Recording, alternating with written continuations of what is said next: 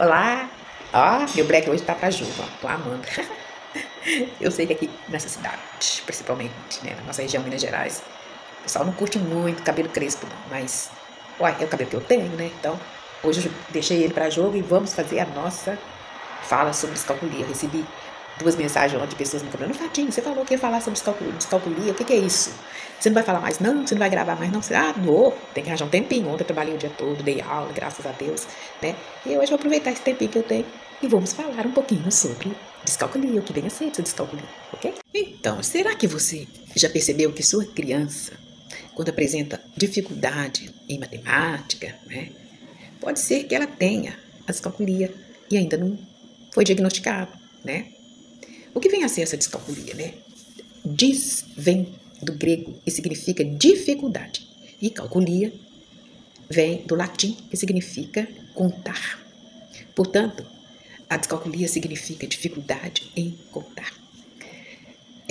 Segundo dados, cerca de 6% da população tem essa descalculia. Tem descalculia.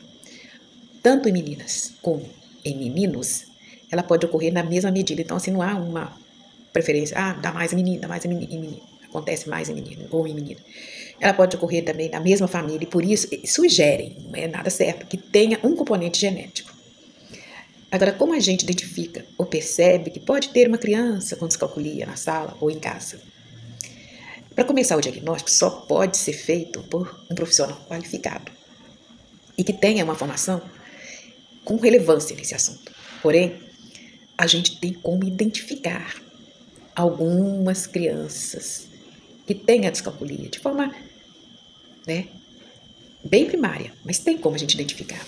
Existem aspectos positivos ou negativos que podem identificar e ajudar a família a procurar ajuda para entender a criança, caso, né, você tenha uma sala de aula que possa perceber isso. Se uma criança tem, por exemplo, um melhor desempenho em atividades verbalmente ou em tarefas escritas do que com as que diz respeito a números, cálculos, já é uma alerta que a gente precisa ter. A dificuldade em recordar números. Evita sempre que possível qualquer atividade com números. Era meu caso, né? Como a dislexia possui os aspectos positivos e negativos, também a descalculia tem aspectos positivos e negativos. O importante é ter conhecimento desses aspectos positivos para que possamos ajudar essas crianças.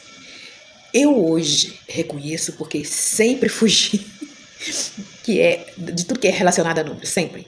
Tamanha era a dificuldade que eu tenho e que eu tinha até hoje.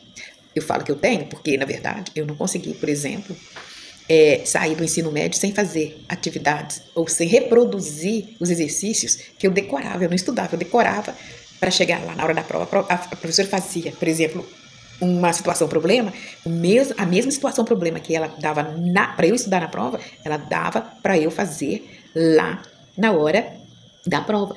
Só trocava nome, só trocava número, porque eu decorava como que eu poderia, qual era o procedimento. Eu me lembro que física, por exemplo, tudo que relacionava a número, eu tinha que estudar aquela situação, problema, do jeito que é. Outra coisa, gente, não podia falar nome problema.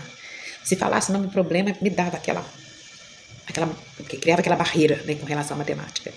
E toda a vida eu tive muita dificuldade em matemática. Até hoje tenho muita dificuldade. Tanto é que eu não consigo dar aula para crianças de 5º ano, de 6º ano, principalmente trabalhar com conteúdo, né, que se diz respeito à matemática, porque eu não consigo. Por exemplo, fração.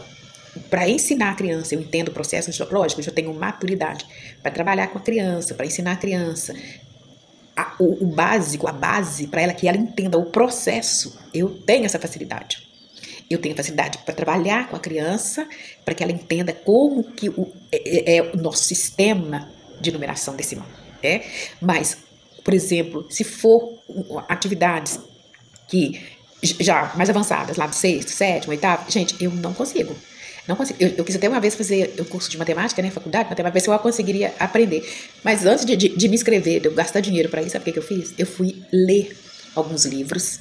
Inclusive, eu tenho uns livros aí de Piaget, eu tenho uns livros interessantes aqui, que fala sobre a origem da matemática, a história da matemática, que fala sobre cálculo, como a criança, ou como a gente vai reter números no cérebro para depois utilizá-los na conclusão de uma atividade, enfim.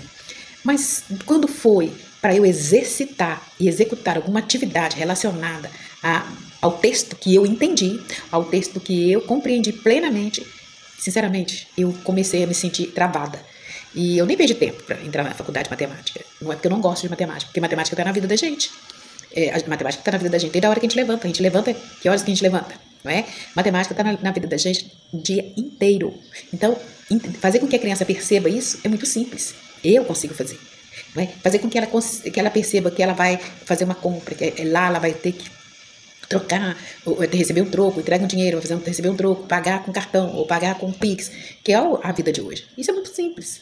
Fazer a criança entender isso, sim. Agora, a criança que tem a descalculia, ela, por exemplo, de olhar a hora no relógio analógico, ela tem dificuldade de resolver uma situação, problema, o que a gente chama de fazer problemas. Geralmente ela pergunta, o dia é de mais ou de menos? Porque ela não entendeu, ela não compreendeu os termos matemáticos, não é? Então, se lá fala distribuição, se fala em adição, se fala em somar, se fala em aquisição, alguns termos que a gente utiliza lá, específicos da matemática, ela confunde.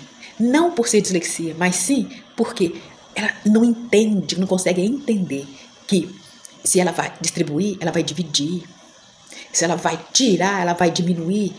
Então, e na hora de resolver um problema, por exemplo, se um problema ela precisa reter um número no cérebro e para depois utilizar esse número, ou utilizar essa solução que ela já começou a obter para resolver uma situação, problema, ela sente dificuldade, ela para, ela fica estagnada e na maioria das vezes ela não consegue fazer o exercício, ela espera a professora fazer no quadro e ela vai acompanhando, por mais que ela tenha atenção, por mais que ela acompanhe, ela completa, o caderno dela tá certinho, tá tudo bonitinho, que era o meu caderno. Mas ela não conseguia fazer. E até hoje eu tenho essas dificuldades, mas porém eu tenho que pensar no que eu tenho de positivo, o que me ajudou a não precisar exatamente de utilizar a matemática na minha vida. Então existem outras ciências, existem outros meios, mas a gente tem que passar por ela, porque a gente precisa do conhecimento. Porém, existem formas da gente trabalhar com a criança que tem a descalculia, para que ela passe por esse processo com mais suavidade e menos cobrança, menos rótulo, não é? Porque eu me sentia burra na matemática. Hoje eu percebo que não é questão de burrice, é questão da dificuldade que realmente eu tinha e que eu ainda tenho, não vou dizer que eu não tenho. Mas isso não me limitou e não deixou que eu evoluísse em outras áreas. Tanto é que, quando eu fui fazer pedagogia, eu optei por fazer pedagogia porque eu precisava de matemática. Quando chegou lá na estatística, pronto, aí eu precisava da matemática. Foi difícil, mas eu já tinha mais maturidade para poder vencer alguns obstáculos com os quais contribuíram para que eu concluísse a minha graduação, não é? E a minha graduação era presencial. Então, assim, não vamos deixar que a criança desanime, que a criança deixe de sonhar por causa da descalculia, muito pelo contrário. Agora, Fatinha, mas você foi diagnosticada? Não, eu não fui diagnosticada, porque na época nem existia isso, não é? Mas eu falo de alguns aspectos, aliás, quase todos os aspectos negativos que existem, que eu vou mencionar depois com vocês, com relação à descalculia, eu me enquadro nele. Apesar de eu não ter sido diagnosticada, eu me reconheço. Entende? Então, eu tenho maturidade para reconhecer isso. E nem por isso eu vou me sentir menor ou pior do que o outro. Do que uma outra colega que estudou comigo, por exemplo. Eu lembro, gente, uma pessoa que muitos aqui conhecem, que eu encantava de ver como que ela resolvia o problema com maior facilidade. Que encanto, que era uma criança, que era colega minha, né, que estudava comigo na minha sala, né, mas na hora da matemática ela dava show. É a Rosa Cristina, que hoje é professora, foi professora a vida inteira, professora lá na Escola do Futuro. E ela sabia matemática, ela sabia. A minha parece que nasceu com matemática na cabeça, porque eu nunca vi, eu achava lindo, sabe? Era a primeira a acabar a resolução de problema, a primeira a acabar as atividades, entende? E eu ficava encantada. Mas ela era ela e eu sou eu, né? Então, nós precisamos entender que todos nós temos oportunidades na vida e todos nós temos condições de sobressairmos em alguma área. Não precisa ser exatamente matemática, mas pode ser em área de português, pode ser em qualquer outra área de conhecimento, não é? Independente daquilo que a gente é ou daquilo que a gente tem, né? Um beijo no seu coração e até o próximo vídeo.